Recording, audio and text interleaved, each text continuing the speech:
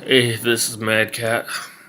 Um, as you can see, I'm sitting on a bed right now. Last night, I was in a lot of pain. I was paranoid. I was just afraid. Um, so I called up my ex roommate and I told him that I made a mistake, that I shouldn't have tried living off the land. It was foolish of me.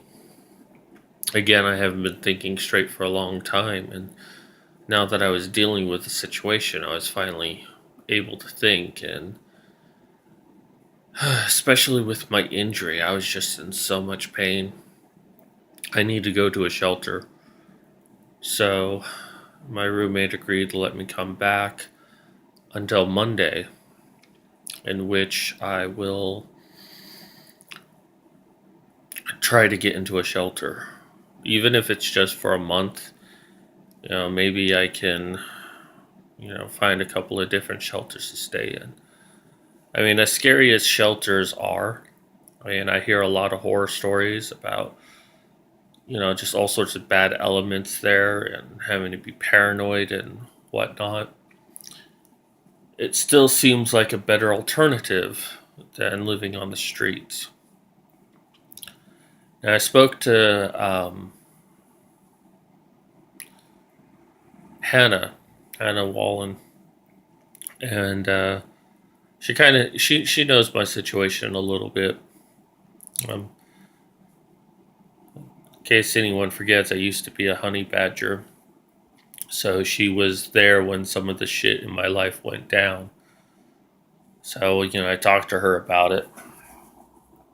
And upon telling her that I was thinking about moving back in with my mother, she was against that idea because she was sort of there when my mother had kicked me out and I had to beg to get back into the house. Um, so she was saying to treat going back with my mother as a last resort.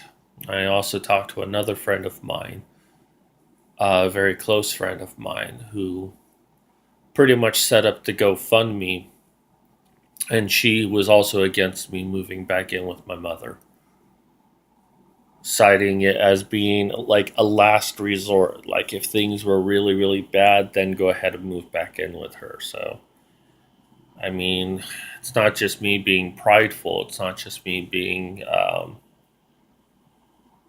don't know. But there's actually a legitimate concern here about moving back in with my mom. That said, I'm going to check out the shelters. Um, and, from a logistical standpoint, it also makes sense because it cost me like $200 to travel from Arizona to Pennsylvania.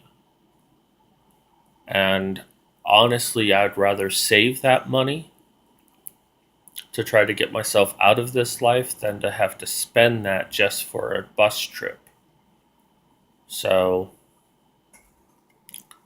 um, that's what I'm going to do is I'm going to try to get into a shelter, and if it's just for a month, then there are other shelter programs I can go to, and maybe they can help me, or maybe that 1 month was just a minimum quote, and if I actually show up, maybe they can help me out for 3 months. My girlfriend does seem to be very adamant about wanting me to live with her in November. So I think odds are good there. And if I'm here, then, I can. Oh, oh. If I'm here, then we can pick up my stuff a lot easier. However, if another opportunity comes for me to live with someone for a short time, then I'm going to take it. Even if it's in California, I'll take it. And